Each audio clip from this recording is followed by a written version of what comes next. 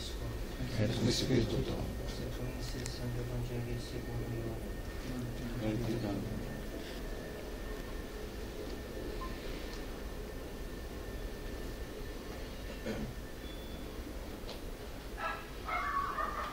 Naquele tempo disse Pilatos a Jesus: És tu o rei dos judeus? Respondeu Jesus: Dize isso por ti mesmo, ou foram outros que te disseram de mim? Respondeu Pilatos: Sou eu, porventura, judeu? Tua gente e os pontífices te entregaram a mim. Que fizeste, pois?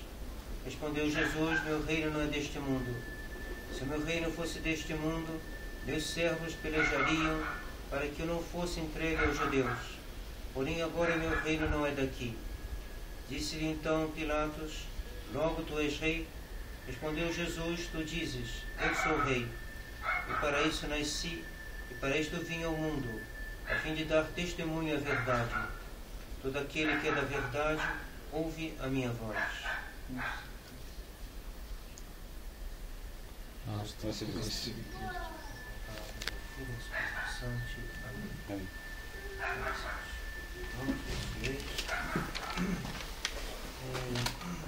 No calendário beneditino, hoje é um dia ferial.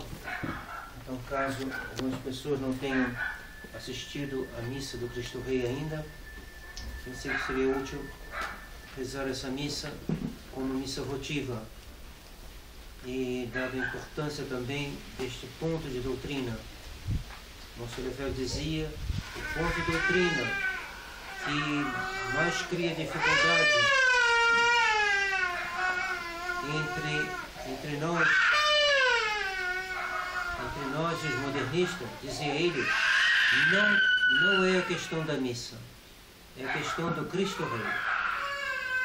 E essa questão domina todo esse tempo, esses 2 séculos de lutas que vem enfrentando a Santa Igreja Católica.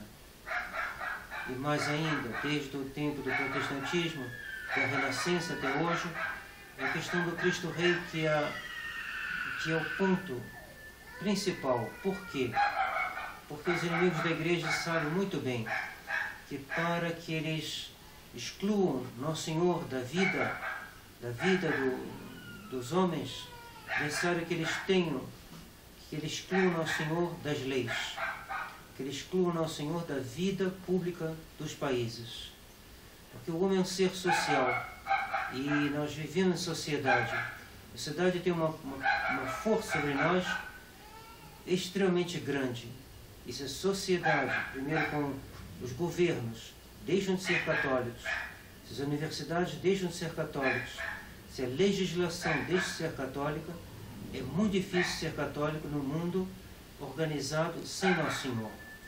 Então eles vêm procurando realizar isso já há séculos. A Revolução Francesa, a Revolução Comunista, as 2 guerras mundiais, cada vez mais eles foram derrubando os países católicos. Depois Vaticano II. Vaticano II consagrou esse movimento anticatólico, anticristão, de secularizar os países, secularizar a vida oficial, secularizar a vida pública, para secularizar a vida privada, para que Nosso Senhor não reine mais, nem nas famílias, nem nas escolas, nem nas leis, nem nos tribunais, nem no exército, em nada. Todas as instituições tendem a se tornar inteiramente alheias à vida da graça, ao império de Nosso Senhor. E a coleta da missa de hoje, da missa do Cristo Rei, diz: ó Deus onipotente e eterno, que tudo quiseste incorporar,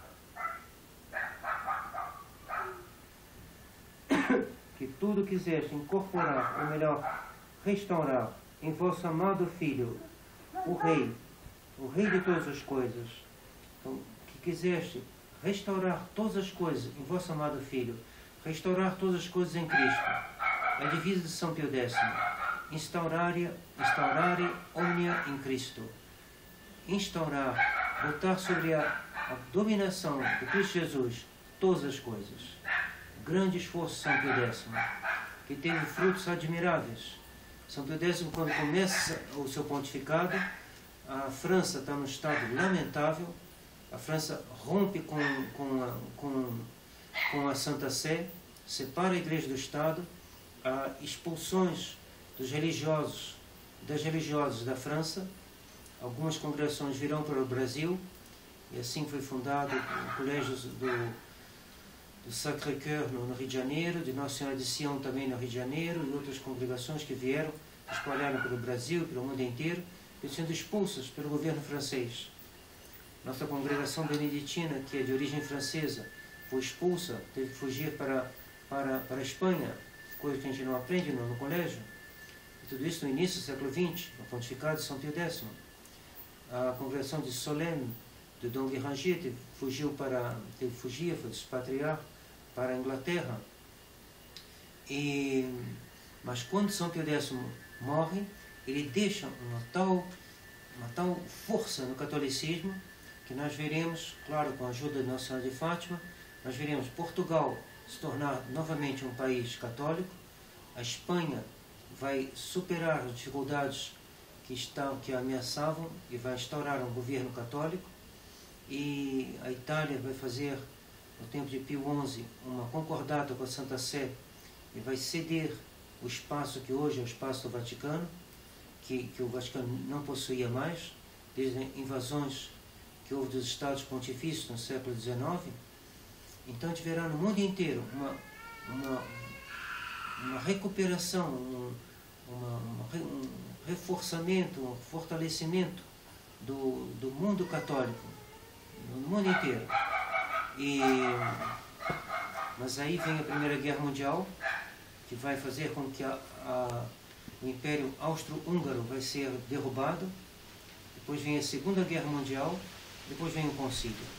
O Concílio vai consagrar a doutrina maçônica que destrói Cristo Rei, que é a liberdade religiosa. Por isso, Monsenhor Lefebvre dizia ao Cardeal Ratzinger: nós não podemos nos entender, mesmo que o Senhor não conceda a missa, mesmo que o Senhor não conceda o seminário, mesmo que conceda uma base jurídica para a Fraternidade de São Pio X, nós não podemos nos entender, pois o Senhor quer descristianizar a sociedade e nós queremos, ao contrário, cristianizar a sociedade. Nós não podemos nos entender. E o que está se passando hoje na Fraternidade é que o combate ao Monsenhor Lefebvre não é mais o Cristo Rei. O combate da Fraternidade está abandonando a doutrina do Cristo Rei e se limitando ao que Campos se limitou. Dá-nos a missa e basta. Não. É necessário tudo.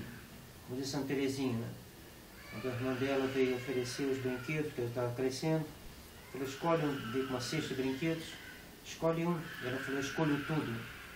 E dizia: isso não me lembro disso, isso é um pouquinho o que foi mais tarde em minha vida. Quando Deus, diante do que Deus pediria de mim, eu falei: eu escolho tudo. Eu quero tudo que Deus quer. Quer dizer que a tradição é a mesma coisa. A tradição não faz uma escolha, né, nas coisas. Ela quer tudo que Nosso Senhor ensinou. Ela quer o reino de Nosso Senhor em toda a parte.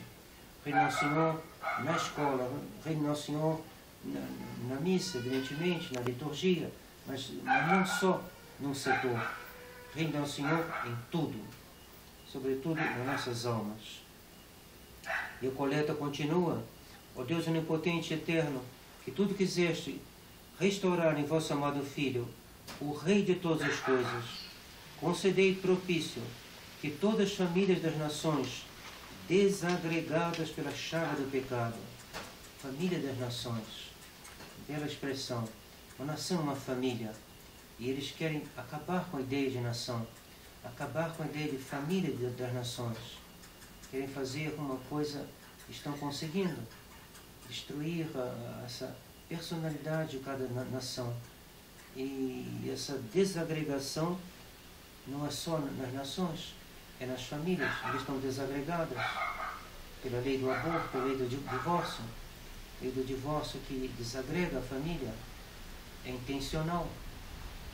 E a gente vê nas variações das leis Na França, por exemplo, foi a Revolução Francesa que introduziu o divórcio. Depois ele foi suprimido, foi restaurado, e na Segunda Guerra Mundial o Marechal Pétain havia suprimido o divórcio. Ele terminou a guerra, foi condenado à morte, foi comutado em prisão perpétua e logo reintroduziram o divórcio.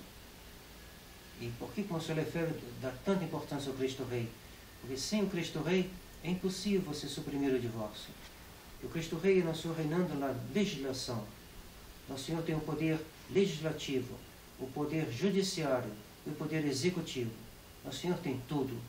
Mas se os homens dizem, não queremos que Ele reine, então se não tiverem os benefícios do seu reino, da sua presença nas leis, terão as desgraças que são inerentes à sua ausência. Então a coleta continua. Concedei propício que todas as famílias das nações desagregadas pela chaga do pecado, e nós contribuímos para isso, não é só a questão da legislação, é nós também, nós devemos pedir a Deus que essa chaga do pecado seja sanada em nós pelos sacramentos, que todas as famílias das nações desagregadas pela chaga do pecado se submetam ao seu suavíssimo poder, seu suavíssimo império. Ele que, sendo Deus, convosco vive e reina por todos os séculos. Nosso Senhor é Rei porque Ele é Deus. Ele é Criador de todas as coisas. Tudo foi criado por Ele e nele, diz São Paulo. Ele está acima de todas as coisas. E todas as coisas subsistem por Ele. Se tudo subsiste por Nosso Senhor, é claro que Ele deve ditar as leis. É claro que Ele não pode ser excluído, já que nada existe a não ser por Ele. Ele é a cabeça do corpo da Igreja. É o princípio primogênito entre os mortos. E nele que Ele em tudo tem a primazia, que foi do agrado do Pai, que nele residisse toda a plenitude. Nosso Senhor é Rei por 3 razões. Primeiro, porque Ele é Deus. Segundo, porque Ele tem essa plenitude de graças, da qual tudo que nós recebemos dEle. Graça de Nosso Senhor, de Nosso Senhor passa para nós. E terceiro, porque Ele morreu na cruz e se tornou o Redentor. Ele nos conquistou com direito de conquista. Ele conquistou esse direito a reinar porque Ele deu o seu sangue. Então, peçamos a Deus, primeiro em nós, que o Senhor possa reinar em nossas inteligências, em nossas vontades, em nossas sensibilidades. O Senhor reina em nós pelas virtudes, que Ele nos dê essas virtudes, nos dê uma fé firme, nos dê uma esperança firme, nos dê uma caridade ardente, de tal maneira que seja Deus que nos faça pensar, nos faça querer, nos faça esperar, que tudo em nós tenha o seu princípio em Deus e nos conduza para Deus. E assim, Nosso Senhor reinando em nós, Ele reinará, e nós contribuiremos, em nossa pequena medida, nesse reino de Nosso Senhor. Reino que nós pedimos todo dia no Pai Nosso, venha a nós o vosso reino. E assim, que nós não vermos o reino de Nosso Senhor aqui na terra, nós participaremos do seu reino no céu, e essa será a consolação daqueles que procuraram servi-lo na terra. Eles verão esse reino. E no dia do juízo, no dia do juízo final, todos verão, todos reconhecerão que Nosso Senhor é Rei. Pois Ele virá julgar os dias dos mortos, e mesmo aqueles que negaram a Ele o direito da realeza, verão que Ele é o Rei de todas as coisas. Naquele dia possamos nós estar à sua direita e escutar as palavras: vinde benditos do meu Pai, tomar posse do reino que vos foi preparado. E a graça que desejo a todos, pela intercessão da Virgem Maria, assim seja. Em nome do Pai, do Filho e do Espírito Santo. Amém.